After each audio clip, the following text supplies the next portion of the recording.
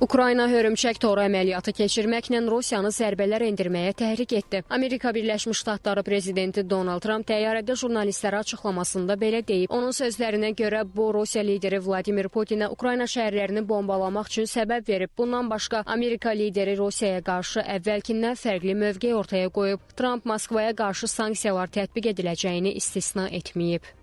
Mən lazım gəlsə Rusiyaya qarşı əlavə sanksiyalar tətbiq edəcəm. Əgər Rusiya sövdələşməyə getməsə, qan tökülməsini dayandırmasa, qadağalar tətbiq edəcəyəm. Rusiyaya qarşı sanksiyaların gücləndirilməsinə dair qanun layihəsini dəstəkləyən senatorlar yekun qərarı mənim ixtiyarıma buraxırlar.